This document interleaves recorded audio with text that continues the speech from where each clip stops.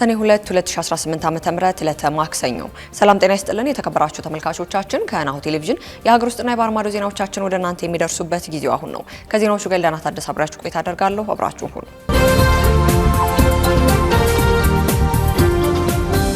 ቀደም ወዳደረግናቸው አጫጭር የሀገር ውስጥ መረጃዎቻችን አልፋለን። ሰባተኛው ሀገራዊ ምርጫ በልዩ ሁኔታ በዛሬው ዕለት በወታደራዊና በተፈናቃዮች ካምፕ ውስጥ ምርጫ እየተካሄደ መሆኑ ተገለጸ። በሰባተኛው ሀገራዊ ምርጫ ግንቦት 24 ቀን ከተደረገ በኋላ በዛሬው ዕለት በልዩ የሚመርጡ በወታደራዊ ካምፕና በሀገር ውስጥ ተፈናቃዮች ካምፕ ውስጥ ድምጽ መሰጠት ተጀምሯል። በዛሬው ዕለት ምርጫ የሚደረገው በልዩ ሁኔታ የተመዘገቡ ከ126 ሺህ በላይ በወታደራዊ ካምፕ ውስጥ ያሉ ሲሆኑ 28632 የሚሆኑት ደግሞ በተለያዩ ምክንያቶች ተፈናቅለው በመጠለያ ጣቢያ ወይንም ደግሞ ካምፕ ውስጥ የሚገኙ ናቸው ተብሏል።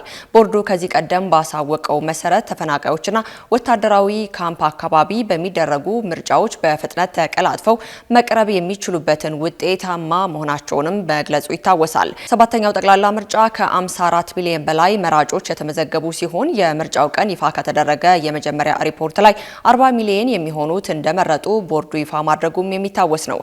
ዛሬ ላይ የሚደረገው ምርጫ ከቀሪው ውስጥ አንዱ ነው ተብሏል። ቦርዱ ለዚህ ምርጫ ለማስፈጸም ከ339 ሺህ በላይ የምርጫ አስፈጻሚዎችና 52 ሺህ በላይ የምርጫ ጣቢያዎችን ማዘጋጀቱ ይታወሳል። ባለፈው ሰኞ በተካሄደው ምርጫ ላይ ዳግም በጸጥታ ምክንያት 143 የምርጫ ጣቢያዎች ምንም ያልተከፈቱ ሲሆን በአማራ ክልልና በኦሮሚያ ክልል ደግሞ አንዳንድ ምርጫ ክልሎች ተቋርጦ የነበረ ቢሆንም አብዛኞቹ ተመልሰው የምርጫ ሂደቱን እንዲከናወኑ ማድረጉንም ቦርዱ አስታውቆ ነበር።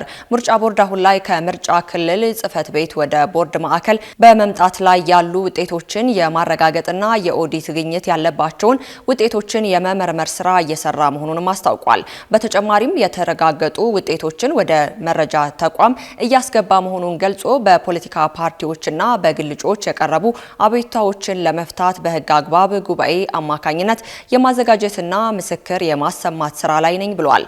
አክሎም በቀጣይ በተጠቀሰው ሂደት ያለፉ ውጤቶችን ለቦርዱ ውሳኔ በማቅረብና በማጽደቅ በህግ መሰረት ለህዝብ ይፋ የሚደረግ ይሆናል ሲልም አስታውቋል። ቦርዱ በኢትዮጵያ የምርጫ የፖለቲካ ፓርቲ ምዝገባና የምርጫ ስነ ምግባር አዋጅ መሰረት በተሰጠው ስልጣን በሀገር ውስጥ ተፈናቃዮችና በወታደራዊ ካምፕ ልዩ ጣቢያዎች በማቋቋም የካምፑ ነዋሪዎች ምርጫ ላይ እንዲሳተፉ በመራጭነትም መመዝገባቸውን አስታውሶ ይህም በዛሬው ዕለት እንደሚከናወንም አስታውቋል። የኢትዮጵያ ፌዴራላዊ ዲሞክራሲያዊ ሪፐብሊክ የህዝብ ተወካዮች ምክር ቤት 5ኛ ዓመት የሥራ ዘመኑን 24ኛ መደበኛ ስብሰባ በይፋ እያካሄደ መሆኑ ተገለጸ። 6ኛው የህዝብ ተወካዮች ምክር ቤት ነገ በሚደረገው በዚህ ስብሰባ በሀገሪቱ የኢኮኖሚ ደህንነት ዘርፎች ላይ ከፍተኛ ፋይዳ ያላቸው 2 ወሳኝ ረቂቅ አዋጆችን መርምሮ ያጸድቃል ተብሎም ይጠበቃል። ምክር ቤቱ በቅድሚያ የጉምሩክ አዋጅ እንደገና ለማሻሻል የቀረበው ረቂቅ አዋጅን አስመልክቶ የፕላንና በጀት ፋይናንስ ጉዳዮች ቋሚ ኮሚቴ የሚያቀርበውን ዝርዝር ሪፖርት የውሳኔ ሀሳቦችን ይመርጣል። ይህንን የሪፖርት ግምገማ ተከትሎ ምክር ቤቱ ረቂቅ አዋጁን ያጸድቃል ተብሎ እንደሚጠበቅ ከፓርላማ የተገኘ መረጃ ያመላክታል። የኮንትሮባንድ እቃዎችን ጭነው የተገኙ የጭነት ተሽከርካሪዎች ተወርሰው ለመንግስት ገቢ እንዲደረጉ የሚያዘው አዋጅም በዛሬው ዕለት ይጸድቃል ተብሎ ይጠበቃል። የኮንትሮባንድ አዋጅ ከጊዜ ወደ ጊዜ የተቀያየረና በሀገር ኢኮኖሚ ላይም የሚያደርሰው ጉዳት እየከፋ በመምጣቱ ለህገ ወጥ ንግድ ማጓጓዣ የሚያገለግሉ ተሽከርካሪዎችን በቀጥታ እንዲወረሱ የሚደነግግ አዲስ የአዋጅ ማሻሻያ ረቂቅ ለህዝብ ተወካዮች ምክር ቤት መቅረቡም ይታወሳል። በተመሳሳይ ሁኔታ ምክር ቤቱ በዛሬው ዕለት በሚያካሂደው ስብሰባ የሀገሪቱን ዲጂታል ሉዓላዊነትን ለመጠበቅ የወጡ የቁልፍ የመሰረተ ልማቶች የሳይበር ደህንነት ረቂቅ አዋጅን በስፋት የሚመለከት ይሆናል። አዋጁን አስመልክቶ የውጭ ግንኙነትና የሰላም ጉዳዮች ቋሚ ኮሚቴ የሚያቀርበው ሪፖርትና የውሳኔ ሀሳብ በጥልቀት ከመረመረ በኋላ ረቂቅ አዋጁን በይፋ እንደሚያጸድቅም ይታወቃል። በጋምቤላ ክልል ፕሬዝዳንት ቤተ መንግስት ለሰዓታት የቆየው ተኩስ ሙሉ በሙሉ በቁጥጥር ስር መዋሉ ተገለጸ።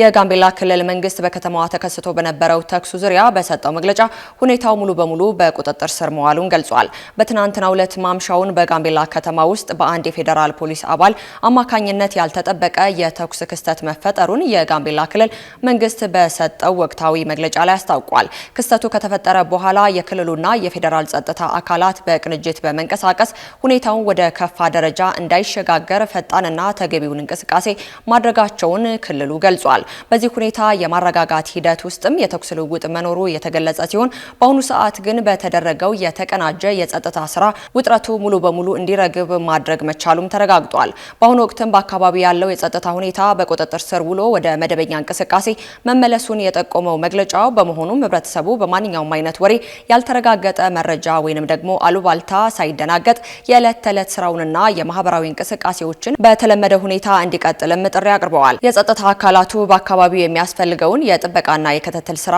በቀጣይነት የሚያከናውኑ ሲሆኑ ክስተቱ ጋር ተያያዥነት ያላቸው ጉዳዮች በህግና በስርዓት መሰረት ተጣርተው ተገቢውን እርምጃ እንደሚወስድም የክልሉ መንግስት አስታውቋል። የክልሉ መንግስት ለሰላምና ጸጥታ መጠናከር የሚያደርገውን ጥረት አጠናክሮ እንደሚቀጥል በመግለጽ ህብረተሰቡ ከጸጥታ አካላት ጋር ያለውን ትብብር በማጠናከር የክልሉን ሰላምና መረጋጋት በጋራ እንዲጠብቅም ጥሪውን አስተላልፏል። ባለፉት 10 ወራት ከ77,000 በላይ ኢትዮጵያውያን ከሳውዲ አረቢያ ወደ ሀገራቸው መመለሳቸው ተገለጸ። በዘንድሮ ዓመት ከመስከረም ወር ጀምሮ 77,000 በላይ ኢትዮጵያውያን ከሳውዲ አረቢያ ወደ ሀገራቸው ተመልሰዋል ሲል የሴቶችና ማህበራዊ ጉዳይ ሚኒስቴር አስታውቋል። ሚኒስቴሩ ግንቦት 30 ቀን 2018 ዓ.ም በሳውዲ አረቢያ በአስቸጋሪ ሁኔታ ውስጥ ያሉ 1722 ኢትዮጵያውያን ወደ ሀገር መመለሱን አክሎ ገልጿል። በሳምንት ውስጥ በተደረገ 10 ዙር በረራ የተመለሱ 1666 ወንዶችና 48 ሴቶች እንዲሁም 8 ህጻናት ሲሆኑ ከነዚህም ውስጥ 27 ተመላሾች ደግሞ እድሜያቸው ከ18 ዓመት በታች የሆኑ ታዳጊዎች ይገኙበታልም ተብሏል። ሚኒስቴሩ መስከረም 5 ቀን 2018 ዓ.ም በተጀመረው ዜጎችን ወደ ሀገር ቤት የመመለስ ስራ እስካሁንም ከ77,000 በላይ ኢትዮጵያውያን ወደ ሀገር መመለሳቸውንም ገልጿል። ሚኒስቴሩ ለተመላሽ ዜጎች በአየር ማረፊያና በማቆያ ማዕከል ተገቢውን ድጋፍና እንክብካቤ የማድረግና ከቤተሰብ ጋር የማቀላቀል ስራ ከሚመለከታቸው ባለድርሻ አካላት ጋር በጋራ በመተባበር እየሰራ እንደሚገኝም ገልጿል።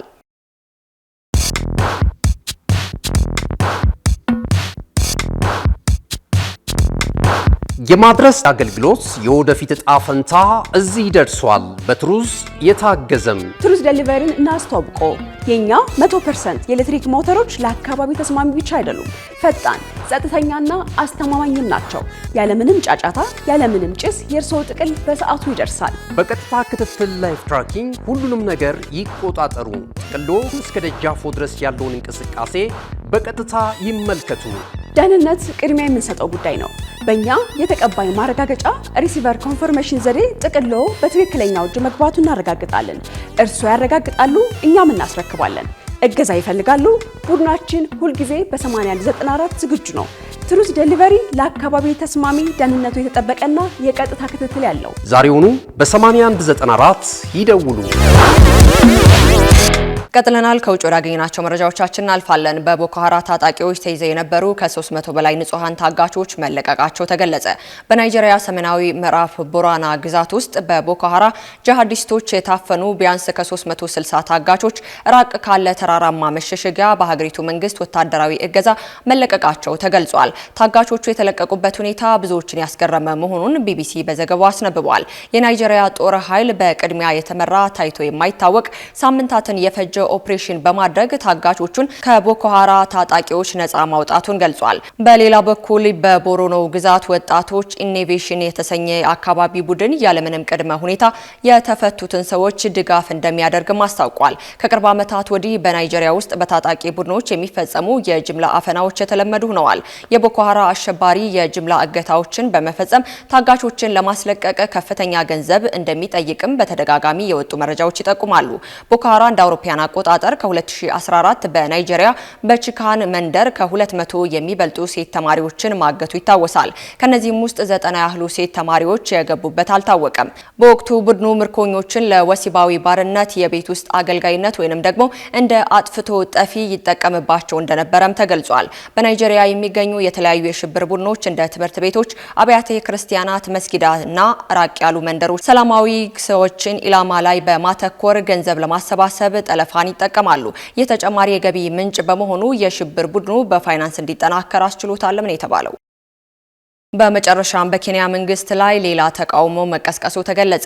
በኬንያ በዋና ከተማዋ በሚገኙ ብሔራዊ ፓርክ ለመገንባት የታቀደ እቅድ የተቃወሙ ዜጎች አደባባይ መውጣታቸው ተዘግቧል። የኬንያ ፖሊስ በዋና ከተማዋ በሚገኘው የብሔራዊ ፓርክ ለመገንባት የታቀደውን እቅድ በመቃወም ሰኞ ዕለት ሰልፍ የወጡ በደርዘን የሚቆጠሩ ሰዎችን ለመበተን አስለቃሽ ጭስ ተኩሷል ተብሏል። የጸጥታ አካላት በወሰዱት የኃይል እርምጃ የቀድሞው የጠቅላይ ፍርድ ቤት ዋና ዳኛ ዴቪድ ማራጎንን ጨምሮ ቢያንስ 9 ሰዎች በናይሮቢ ብሔራዊ ፓርክ ዋና መግቢያ በር ላይ ማሰራቸውን ሮይተርስ የዜና ወኪል አስነብቧል።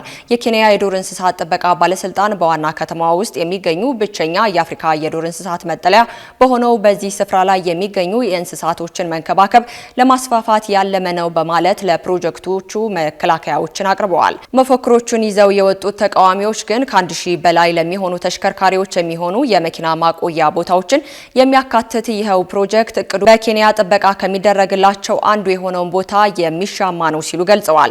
ይህ ብሔራዊ ፓርክ በናይሮቢ የንግድ ማዕከል በ10 ኪሎ ሜትር ርቀት ላይ ብቻ የሚገኝ ሲሆን አውራሪሶች፣ አንበሳዎች፣ ጎሾችና ነብሮች በከተማዋ ሰማይ ጠቀስ ህንፃዎች ጀርባ ሆነው የሚታዩበት ልዩ ስፍራ ነው ተብሏል። በቦታው የነበረው አክቲቪስት ኒያቼ ለጋዜጠኞች በሰጠው መግለጫ እነዚህ የተሰበሰቡት የናይሮቢ ብሔራዊ ፓርኮች እንደገና አደጋ ላይ ስለመውደቃቸው የሚያሳይ ነው ሲሉም ተደምጠዋል።